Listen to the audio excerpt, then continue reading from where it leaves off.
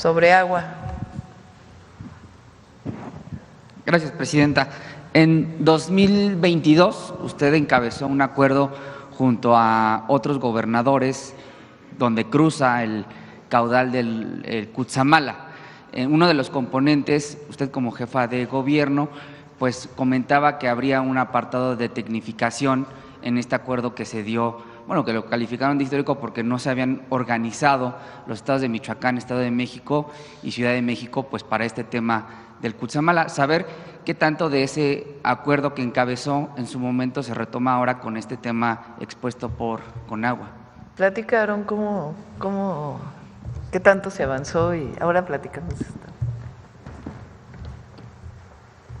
Muchas gracias. Sí, efectivamente, cuando la presidenta fue titular de la jefatura de gobierno de la Ciudad de México, se hizo por primera vez un acuerdo ahí histórico entre los gobernadores, en aquel tiempo Michoacán, Estado de México, para atender de manera particular a unos productores que se encontraban en el estado de Michoacán y que con recursos del fideicomiso 1928, que es un fideicomiso que capta los recursos del pago de agua en bloque que se utiliza en la Ciudad de México y en el Estado de México, se iba a financiar un programa de tecnificación para poder eficientar el uso del agua en la actividad agrícola.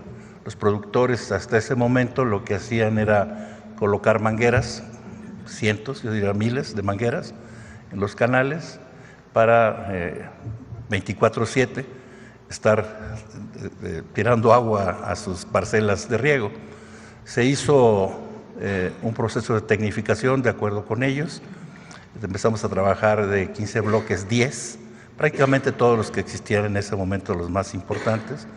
El proceso de tecnificación ya quedó concluido y ahora han liberado agua para que viene a la Ciudad de México dentro de lo que es el sistema Cutzamala. La idea es concluirlo, también estamos platicando con ellos, hicieron algunas otras cosas más en la zona, pero la idea es continuar con los demás que nos hicieron falta. Gracias, presidenta. No me presenté, Máximo Allende, para El Soberano. Sobre el tema de agua, otra vez, presidenta, el pasado fin de semana encabezó junto al titular de Conagua allá en Tlaxcala, pues la Jornada Nacional de Limpieza de Ríos. Me parece que serán 25 cuerpos de agua los que estarán limpiando. El río Atoyac históricamente es uno de los ríos que más problemas acarrea a la población por las descargas ilegales de las empresas. Preguntarle al titular de la Conagua, ¿cuál es la expectativa particularmente para el río Atoyac? ¿Cuándo podría ser visible la intervención, por supuesto, ahora de esta Jornada Nacional de Limpieza?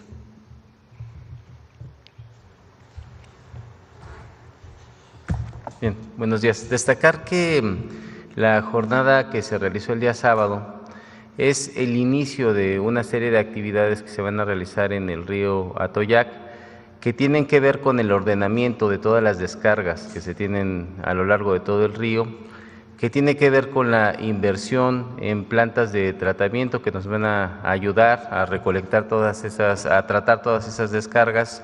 Se tiene proyectado en 2025 construir una serie de colectores marginales.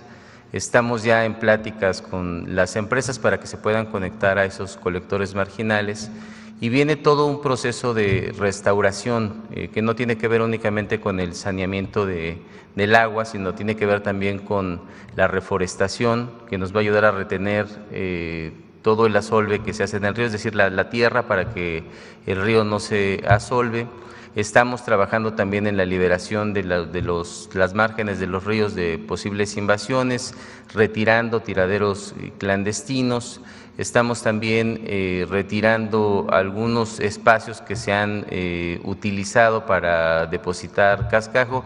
Se trata de una intervención de carácter integral que se está llevando de la mano con el gobierno de Puebla y de Tlaxcala, y lo que hicimos el sábado fue detonar este inicio de trabajos. Ya teníamos algunas semanas atrás trabajando, entonces estos resultados se van a ver. El día sábado se tomaron muestras de calidad del agua y la idea es que en un año podamos tomar estas mismas muestras para ver cómo impactaron todas esas acciones que se están realizando. Muchas gracias, presidenta. Si me permite Es un proyecto de no solo de un año. En un año tiene que notarse, pero lleva más tiempo. La limpieza de un río tiene que ver con las descargas, o sea, el agua que se tira al río, en particular en el Atoyac, de industrias. Todas esas son de industria mezclillera, de industria textil, y se fabrica mucha mezclilla. Y lo que se ha visto es que muchas de estas empresas tiran el agua al río, incluso hasta cambia de color dependiendo de la hora en que son las descargas. Se torna Pues color. todas esas industrias se tienen que poner en orden, todas. No es un asunto de llegar y clausurar y a ver cuándo te pones en orden, sino de sentarse con ellos y ver, ¿tienes planta de tratamiento? ¿No tienes planta de tratamiento? ¿Cómo juntamos las empresas? ¿Cómo se hace una planta de tratamiento?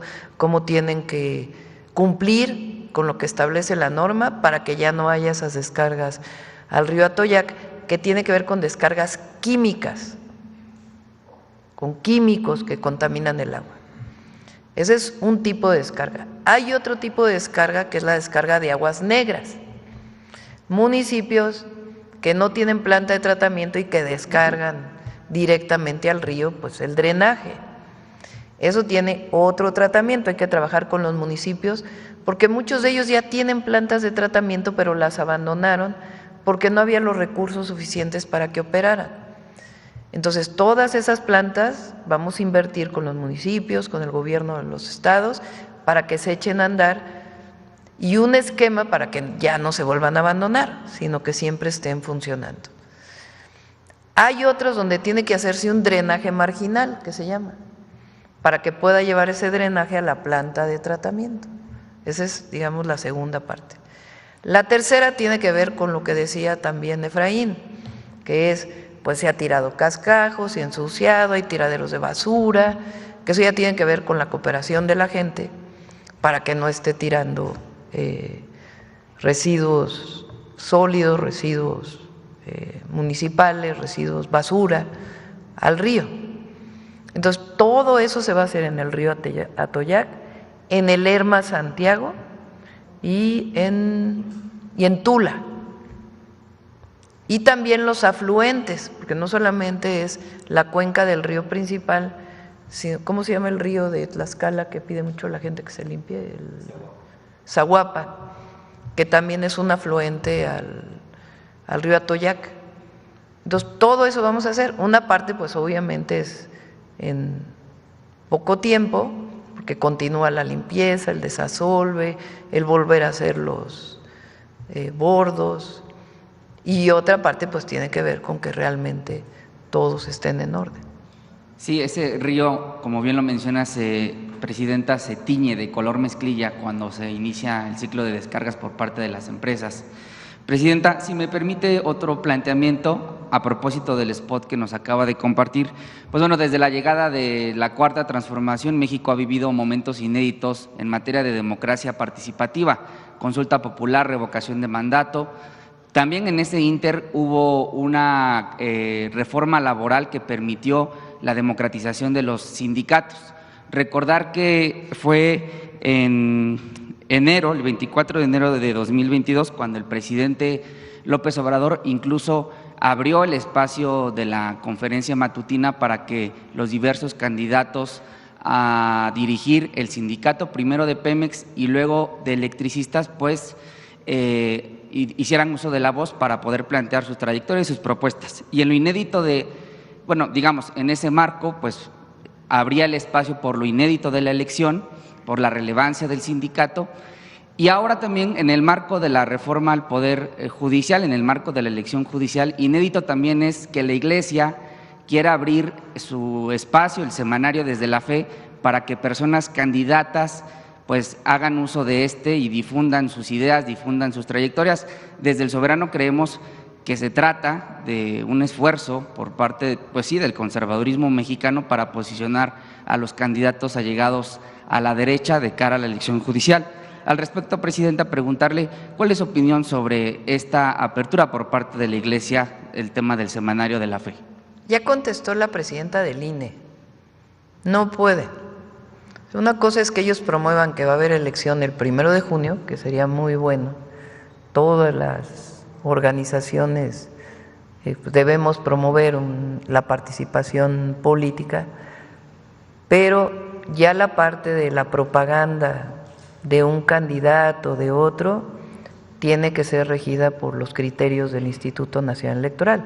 Nosotros no podemos, el gobierno no puede, está limitado en eso. Nosotros no podríamos traer aquí a todos los candidatos, porque además son miles, a que en la mañanera dijeran una u otra cosa. Esa parte ya no nos corresponde, o sea, ya le corresponde a los criterios que fijó el INE para elección de la persona. Ahora, por ejemplo, los partidos políticos se definió que no pueden ni siquiera promover la elección del 1 de junio como tal. Entonces la Iglesia, por nuestras leyes, por como está establecido el Estado mexicano, tiene alcances y hay otras cosas pues que ya no son parte de la legislación y finalmente el INE determina.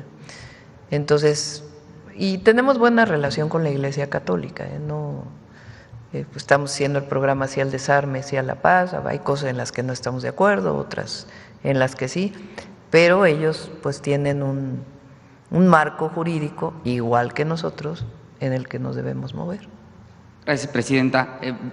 Dos planteamientos más rápidamente. El tema del INAI, aunque, bueno, desde El Soberano publicamos 11 irregularidades con las que se despidió el INAI en este último tramo de su existencia, pero ahora trasciende, presidenta, nos hicieron llegar, y aun cuando la secretaria Raquel Buenrostro, de hecho usted hizo un comentario recientemente sobre este tema de las plazas para los trabajadores que ya fueron liquidados, que les entregaron una compensación con motivo de la extinción del instituto.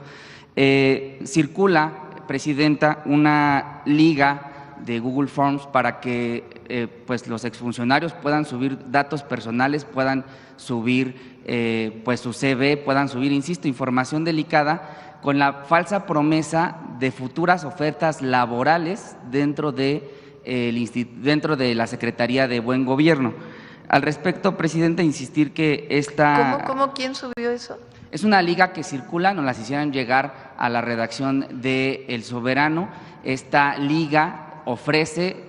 ¿Y es una liga que dice INAI? Es una liga totalmente de Google Forms, o sea, no es oficial, no es oficial la liga, y se advierte que trabajadores o extrabajadores del INAI podrían ahí subir su CV para hacer, bueno, pues integrar un padrón de personas que pudieran eventualmente trabajar en la Secretaría de Buen Gobierno. A todas luces es un asunto apócrifo que no está reconocido cuando menos por la secretaria Raquel Buenrostro, que ha sido muy clara sobre que no se van a contratar a todos los extrabajadores en ese tema. Eso por un lado, y por el otro, presidenta, pues ponerle también, ¿no?, en su radar que la Sala Auxiliar del Tribunal Federal de Justicia Administrativa, en una primera instancia, pues declaró que el señor Guerra Fort, el que ocupó la tarjeta institucional del INAI para pues gastar en centros nocturnos, pues no es responsable no tiene ninguna o no tendría ninguna sanción administrativa, a decir de esta Sala Auxiliar del Tribunal de Justicia, del Tribunal Federal de Justicia Administrativa. Al respecto, preguntarle, presidenta, ¿cómo evitar que los diversos casos de impunidad, los diversos casos de indignación… Esa es otra institución que tiene que sanearse. ¿Cuál? ¿La de Justicia Administrativa? Sí, ya estamos revisando también, pues tenemos que terminar la primera parte, pero… Son los dos planteamientos. Es un tribunal muy importante, ahí se define… Se modificó la ley hace tiempo y ahora la Secretaría, que ahora llamamos Anticorrupción y de Buen Gobierno, solamente puede hacer sanciones menores. Las sanciones mayores las determina una sala de los tribunales administrativos. Esa es una reforma que vino del sistema anticorrupción de la época de Peña. No sabía esto, que resulta que, imagínense, una persona que utiliza el recurso público parir un centro nocturno, que además es del Instituto de Transparencia, y resulta que no tiene ninguna sanción. Pues claro que hay sanciones, porque hay una regla y una norma de en qué puedes gastar y en qué no. Hay una ley de austeridad republicana. Pues vamos a revisar, ¿no? Sí, al respecto, tuvimos información de que el órgano interno de control, en uno de los últimos actos que hizo el órgano interno de control del INAI, impugnó esta determinación, pues la sala auxiliar de este tribunal argumentó que toda vez que se devolvió el dinero que por lo menos gastado, regrese el dinero. Sí, pues justo ese es el argumento, que toda vez que lo devolvió, pues no hubo un daño al erario, pero no sé si podría ser legal, pero definitivamente no fue moral. ¿Ya regresó el dinero? ¿Perdón? ¿Ya regresó el dinero? Es lo que argumentó la sala auxiliar, que toda vez que se reparó el daño al erario, que fueron cerca de 20,000 pesos los gastados en este centro nocturno, pues no hay sanción. Pues vamos a revisarlo, vamos a invitar a Raquel para que dé su punto de vista. Gracias, presidenta. Ya por último, es que ayer no tuve oportunidad de preguntar, es el tema de la SEP. Fíjese que usted el pasado 15 de marzo inauguró la Universidad Rosario Castellanos en Chiapas. Sin duda, bueno, es algo que causa entusiasmo entre las y los jóvenes, y pues decir que a lo largo de la época neoliberal pues se fomentó o se privilegió, por supuesto, que las universidades fueran cerradas con estos procesos de selección complicados, y eso también provocó, presidenta, la proliferación de diversas escuelas, universidades, preparatorias privadas, que muchas veces no ofrecen la calidad educativa necesaria o requerida para las personas que quieren continuar con sus estudios. Al respecto, presidenta, bueno, claramente hay instituciones privadas que son de excelencia, pero lo cierto también es que son inaccesibles para la mayoría de las y los estudiantes. Al respecto, presidenta, preguntarle si la SEP o el Gobierno de México tienen algún mecanismo para que estudiantes de universidades privadas o preparatorias privadas puedan denunciar irregularidades de baja calidad educativa o incumplimientos a las normas, por ejemplo, de la nueva escuela mexicana o del programa Vida Saludable. Sí, sí pueden hacerlo en la SEP. Vamos a darle información de dónde pueden presentar alguna queja, por supuesto. Gracias, presidente. Gracias.